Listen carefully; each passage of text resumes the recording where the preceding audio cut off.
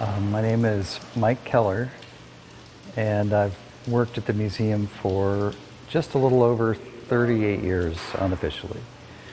So I started as a contractor. And what I really like about the museum is that it, first of all, focuses on science, and secondly, it's grown from a very small facility over the years to what we have now, which is very special. We've got some really nice things in here now, a lot of information for people and a lot of activities for the kids. So how, you said you started as a contractor. What was the process of going from being a contractor to being an employee? I was working for the National Park Service and I heard about a job here, and I'd been volunteering at the Anthropology Museum over at ASU. I came over and spoke to the then head of exhibits, who was a retired construction foreman and cabinet maker. And of the people he had interviewed, I was the only one who admitted that there was stuff that I didn't know. So he hired me as a contractor, but I started in May, I think, of that year, '86, and worked until October when the position came up on the city as a permanent position. So I applied. There was 100 applicants. So in 38 years, that's a long time to be doing something. What has kept you motivated for 38 years? I have a passion for learning how to do more things. We had an exhibit called The Great Russian Dinosaurs, and when the people who put it together, who are from Australia, came over, they said they would like to have a lab set up in the back of the gallery, which is on the north end of our building. And they had been in the process of molding and casting pieces from the show. I had just taught myself how to do molds and casting, and I showed them some of the work I had done, and they said it was okay for me to work with them. We were supposed to get just one skeleton, but near the end of their time here, they offered to, if I flew to Australia and we paid for the materials, we could cast as many things as I could make in 6 weeks. So you flew to Australia? I did. I flew to Tasmania, and we cast first the Tarbosaur, Tyrannosaurus bataar skeleton, and did all the pieces. The molds were already made, but made a cast of all the pieces. And then among the other things that we made were 2 cases here, the Protoceratops and the nest of eggs that goes with it, and the Psittacosaurus and the Pachycephalosaur head. Now, this was, Dr. Bob and I went up to North Dakota and cast the parts for this, and then brought them back here, and I assembled it. I cast this and put it together, and when we received the crate from Australia, it was missing one of the upper thigh bones. So we had to make one. But it turned out pretty good. It's really kind of hard to tell which one is the original and which one is not, but they're mirrored image of each other. How did you end up making that? I used the bone that we had and laid it down, and then carved a piece of foam side by side and just kept mirroring it. And then once that was finished, I put a skin on it of some plaster, and then began to carve that so that it looked like it was broken and cracked. And then from that we made a mold, and then cast it out of fiberglass, and then go ahead, mount it with the rest of the skeleton. So you were here obviously before Dinosaur Mountain was here. At almost the same time. Almost the same time? Yeah. They were already working on the plans for Dinosaur Mountain when all this transpired, and the construction started within a year later, I think. And so how much of Dinosaur Mountain did you get to have your hands on?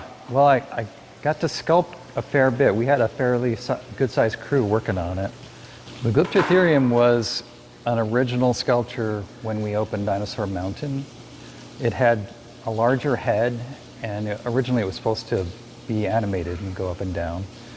But recently we decided to go ahead and redo the entire mountain surface, and we took that down. I sculpted a new head, and then I used clay and I sculpted little almost florets of different sizes and molded them and cast them. And those are all applied to the back, the shell. Sculpted it. This is the original, and we made a mold and cast one other piece which was meant to hang. That piece is over at the Mesa Main Library, hanging from the ceiling in one of their areas inside the library. What's significant about this is that working with Dr. Bob, we had information about what the fossil skeleton looked like in the skull. And the pattern of the little hexagons on the shell you see actually overlaps a different pattern underneath. But basically we laid it out so that the pattern of the shell matched what the fossil is. And you can't see that part, but then it's covered the way a normal sea turtle would be with the So even underside. though you can't see it, you still took the time to make sure that the underlying anatomy Was correct. was Yeah. correct with the fossil. Same with the fins, and the main thing was the head, because this is Desmat Achilles, and the head of it is quite a bit different than modern sea turtles. So that I actually sculpted a foam head skull and laid out the suture lines on the foam skull before I started working on the one that's on display. The main things that were mine were I sculpted and cast the sort of pineapple-shaped base for the cycads. They're as accurate as we can make them to fossils that have been found of cycads. And then the trees, we put together a framework of wood and wire mesh, and then How did you do the applied. bark? The bark- That's pretty realistic bark. Yeah, the bark was cast off of a pine tree, and it was a 2x2 square piece of mold, and then just kept casting more and more bark and applying it like tile Okay. to the surface of the thing. The material's very hard. It's not plaster. It's a gypsum concrete, and when it sets, it's very durable. So being able to mold and cast has been really important for your job. Yes, Did you have that skill when you started? I was beginning to get it. Not when I was first hired, but it became a passion of mine, and there wasn't a lot of information that I could find at first. It took a while for me to pull it out of sources. Now, of course, you can not only study that type of museum work at universities, but there are some companies that sell the materials that will offer seminars on how to use it. So, but back in the day, 30-some years ago, there wasn't really much.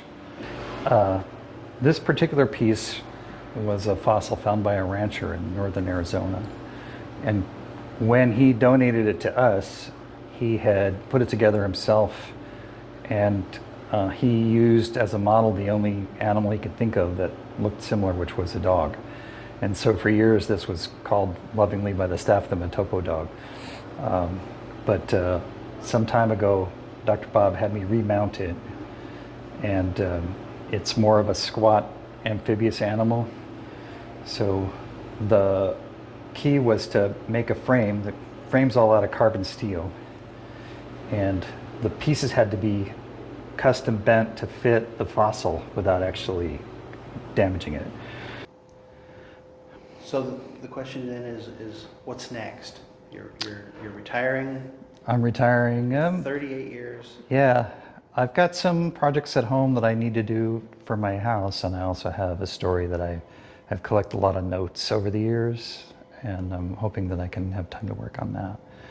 So, got a few things in mind, and who knows? All right. Well, thank you for all of the work that you've done over a tremendous amount of time. I don't think we can even figure out how many people have actually seen what you've done in 38 years and how much it's meant. So. Oh, there's quite a bit of it that's missing now, but we built a whole downtown Mesa street scene in what's now the ologies exhibit.